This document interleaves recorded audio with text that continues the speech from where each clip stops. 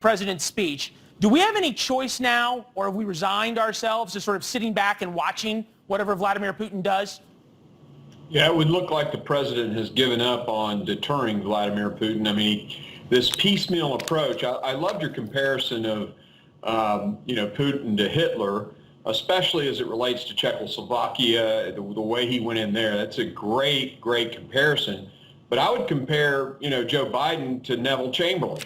And this piecemealed approach, thinking that it's somehow going to stop the dictator, is just foolish. And so to answer your question, it would appear so, Leland, sadly.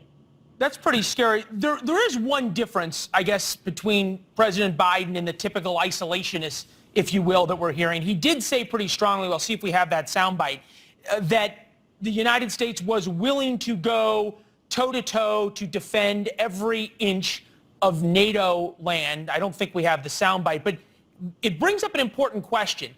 You've got Russian forces now operating awfully close to U.S. troops. The 82nd Airborne is in the far extreme of the spear, right on the Polish border, and the Russians are bombing in Ukraine very close. You've been in Iraq and Afghanistan. You've served in combat. I feel like the possibilities of a miscalculation and then an escalation are just dangerously high.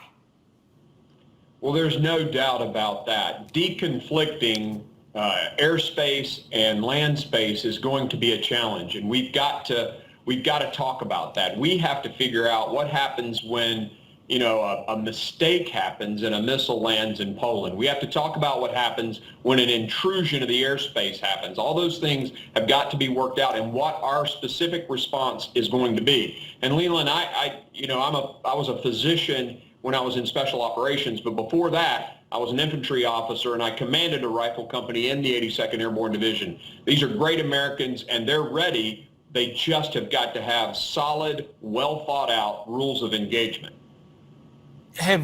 Do they? Well, that's a good question, and we'll be asking the DOD about that. I'm heading back to D.C., and we'll have a conference with Austin and figure that out. But it's very important. One of the things that the Congress can get involved in is just use of force, and what the Congress has to say about these deployments. I appreciate the War Powers Act. I believe in its basic tenets. But Congress still has some say in this, and we'll be debating that. There's a conference call tonight to discuss that. More to follow. All right, 14,000 or so U.S. troops already deployed, and we'll see how many additional go. Where and how does this end if it isn't simply Vladimir Putin getting whatever he wants? Well, look, let's talk about what happens in Europe, and let's talk about what happens in the world and the U.S. So in Europe, it's going to mean basically an arms race, a security nightmare. You're going to see Europe and Russia drawn boundaries just like the Cold War. You called it 2.0. Yep, that's where we are. And that's going to impact Americans. We're going to have less butter and more guns.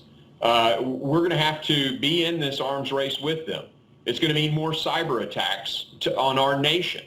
It's going to mean more disinformation, probably Putin's involvement in elections. The Mueller report at least came to that conclusion. Russia was involved in trying to create disunity in America, and he did it in 2020 as well. So we're going to get more of that.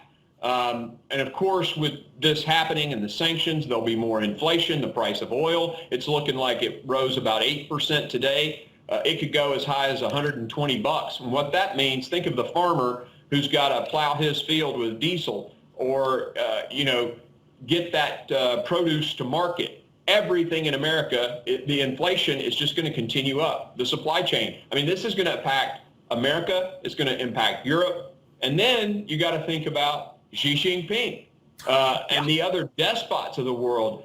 16 fighter aircraft in Taiwan's airspace today. I think the president needs to send 2 destroyers right now to the Taiwan Strait and just park them there. But we'll see if this president does that.